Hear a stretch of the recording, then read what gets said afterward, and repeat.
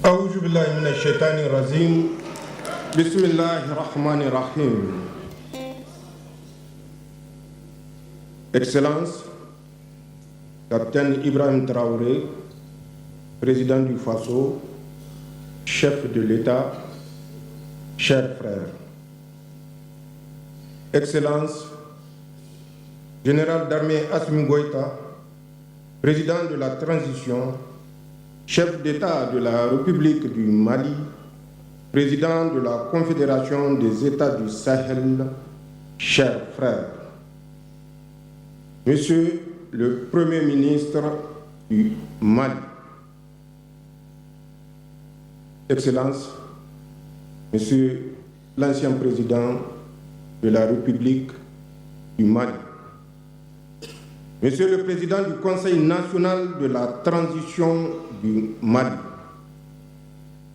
Mesdames et Messieurs, les ministres des pays membres de la Confédération des États du Sahel, Mesdames et Messieurs, les membres des délégations présentes à la deuxième session du Collège des chefs d'État de la Confédération des États du Sahel, Mesdames et Messieurs, les ambassadeurs, honorables invités, distingués participants, Mesdames et Messieurs, je tiens, au nom de la délégation qui m'accompagne, à exprimer au gouvernement et au peuple malien mes vifs et sincères remerciements ainsi que ma profonde gratitude pour l'accueil fraternel et la généreuse hospitalité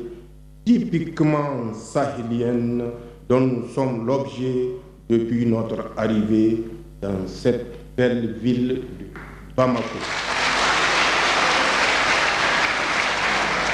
Mesdames et Messieurs, après le sommet historique de Niamey du 6 juillet 2024, consacrant l'avènement de la Confédération des États du Sahel, nous voici réunis aujourd'hui à Bamako à l'occasion de la deuxième session du Collège des chefs d'État pour, ensemble, renouveler notre ferme engagement à poursuivre et consolider l'œuvre irréversible de construction de notre confédération.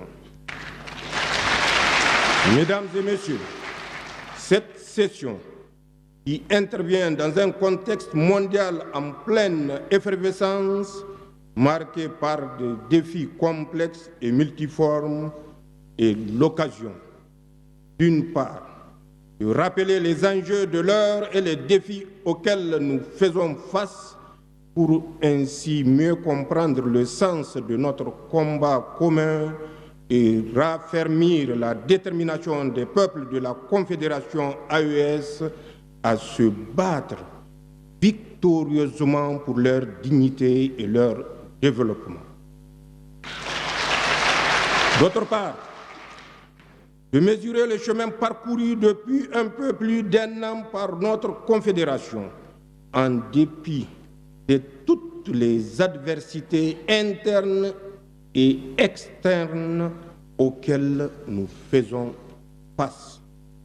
Elle est enfin l'occasion d'envisager collectivement les perspectives qui sont les nôtres pour plus de progrès dans l'opérationnalisation de notre confédération et afin de répondre aux aspirations légitimes de nos populations.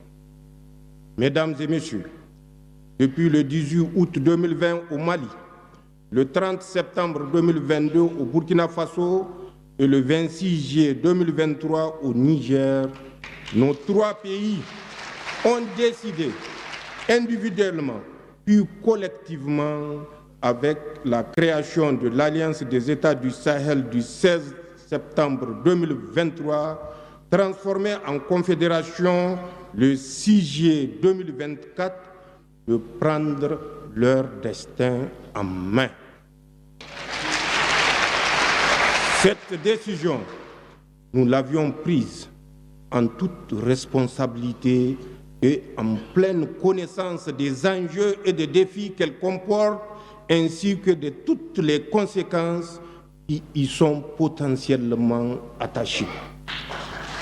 Il s'agit donc d'un choix souverain, assumé dans l'intérêt supérieur de nos pays pour l'histoire et pour l'avenir.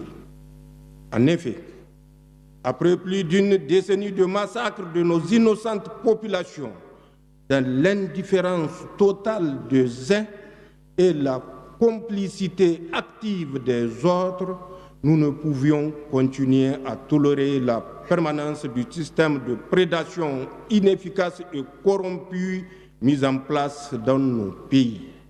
D'autant plus qu'aucune perspective de sortie de crise n'était en vue.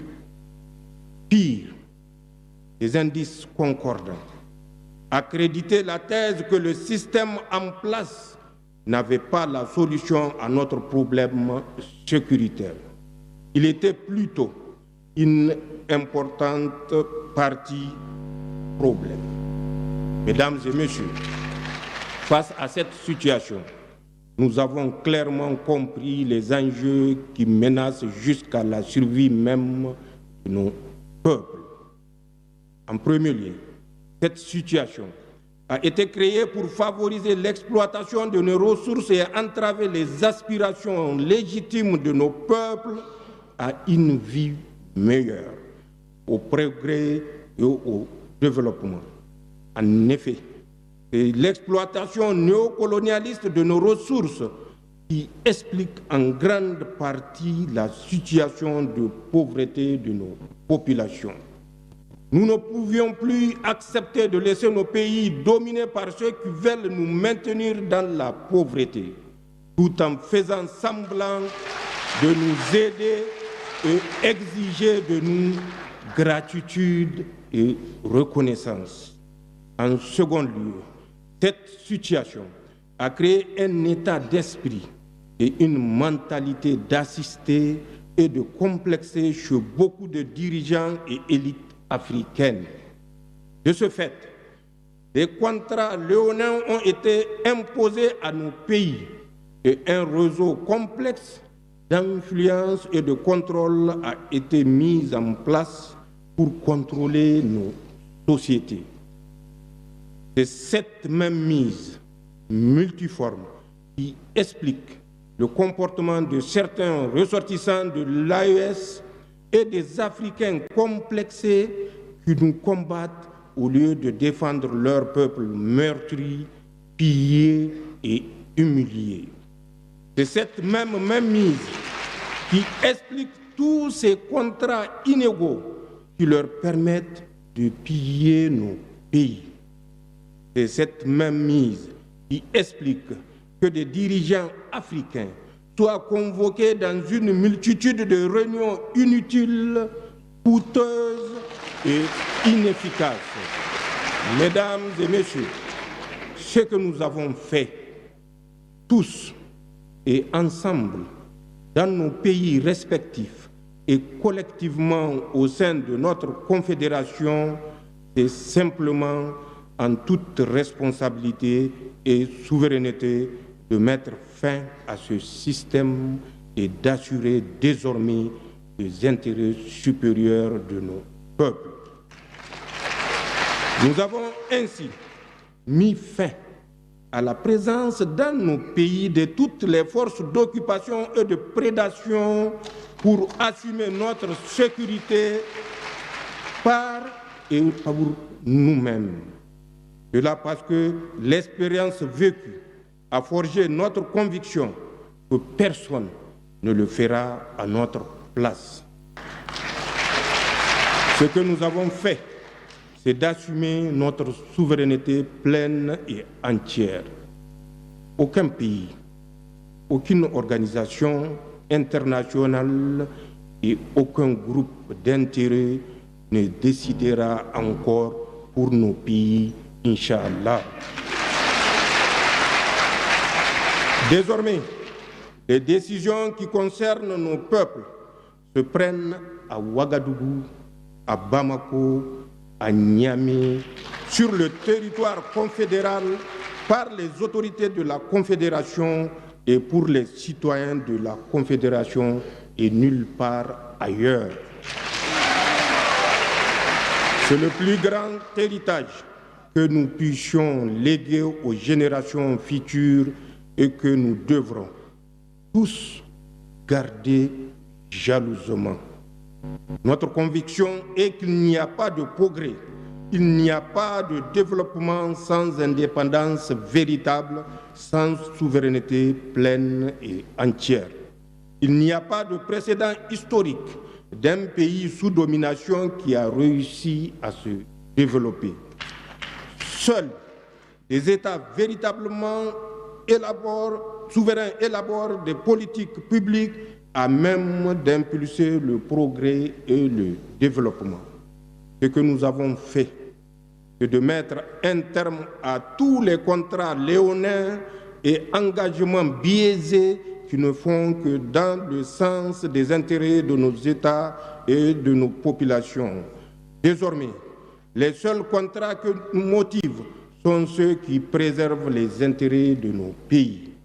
Mesdames et messieurs, vous comprenez bien que dans ces conditions, nous ne pouvons que nous attendre à l'adversité de ceux qui, par le passé, décidaient pour nos pays, de ceux qui ont pillé nos ressources, ainsi que de tous ceux qui profitent de cette situation, citoyens africains ou personnes étrangères à notre espace. C'est ainsi qu'il faut expliquer leur acharnement à nous combattre et leur détermination à briser notre élan pour nous soumettre. C'est ainsi qu'il faut expliquer la guerre de communication qu'ils livrent dans le but de discréditer nos institutions et leurs dirigeants, de saper le moral de nos troupes résolument engagées au combat, de créer des conflits intercommunautaires. C'est ainsi qu'il faut enfin comprendre les tentatives d'isoler telle ou telle localité, de couper l'approvisionnement de telle autre entité, de saboter ou détruire les installations économiques de nos pays. En somme, tout est mis en œuvre par ces puissances impérialistes, notamment la France, assistée de ces supplétifs locaux pour susciter le chaos et justifier une intervention extérieure ou un mécontentement populaire. Cependant, toutes ces manœuvres perfides ont échoué et échoueront toujours, Inch'Allah, car elles trouveront en face des peuples sahéliens dignes, vigilants, résilients et encore plus déterminés à prendre leur destin en main. Mesdames et messieurs, comme vous pouvez le constater, la Confédération AES a intégré toutes ces données en même temps qu'elle a tiré toutes les leçons de notre histoire ancienne et récente. Et d'ailleurs, la raison pour laquelle nous avons créé cette confédération qui suscite tous les espoirs et qui nous donne entière satisfaction pour avoir réalisé des progrès tangibles. En effet, en 17 mois d'existence, la Confédération AES a réalisé des progrès indéniables au niveau de ces trois piliers fondamentaux.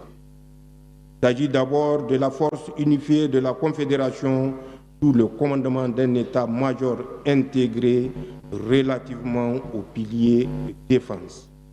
J'aimerais à ce niveau rendre un vibrant hommage à toutes nos forces de défense et de sécurité du Burkina Faso, du Mali et du Niger, tout en ayant une pensée pieuse pour tous nos martyrs civils et militaires, en souhaitant prompt rétablissement à nos blessés. Il s'agit ensuite de la coordination de notre diplomatie qui parle désormais d'une seule voix.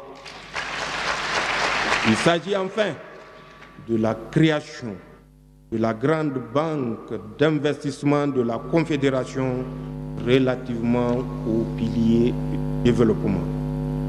C'est certainement le lieu d'adresser mes vifs remerciements et mes chaleureuses félicitations à mon frère et ami le général d'armée Assimi Goïta, président de la transition, chef d'État de la République du Mali et président de la Confédération, pour la mise en œuvre réussie de la feuille de route de l'an 1 de notre Confédération, comme l'attestent si bien les résultats tangibles consignés dans l'excellent rapport soumis à notre observation.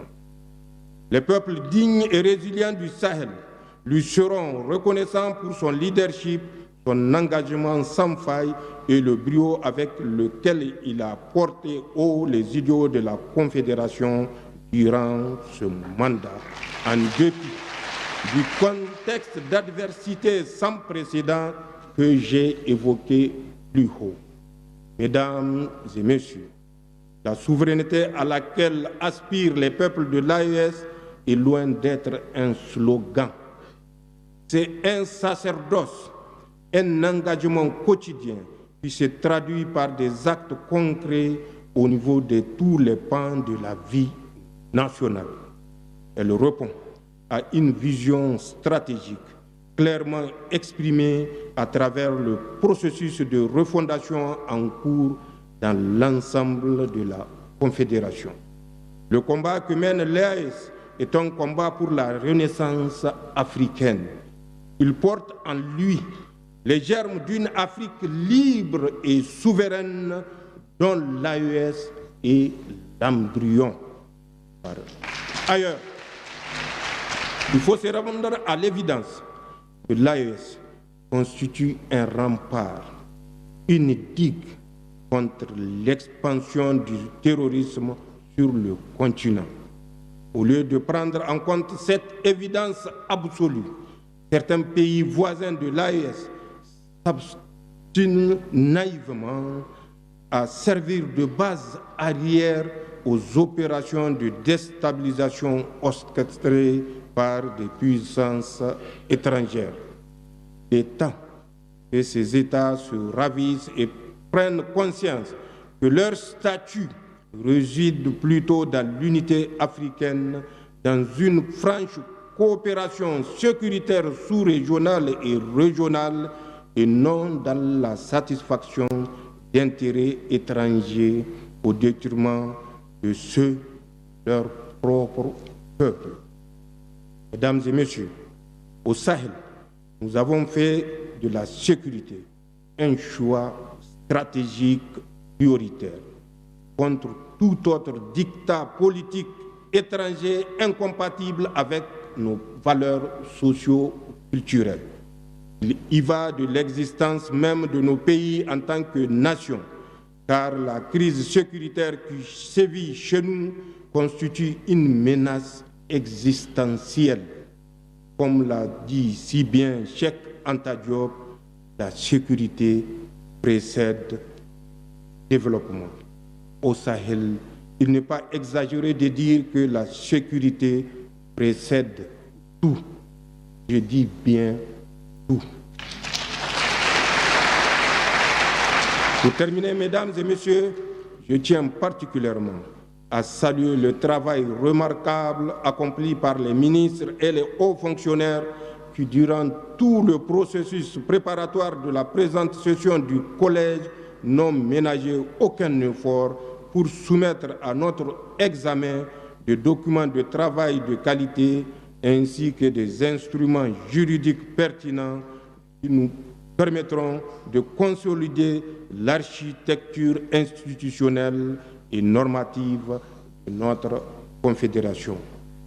Vive la Confédération des États du Sahel, vive la solidarité entre le peuple de l'AES, vive l'Afrique libre et souveraine.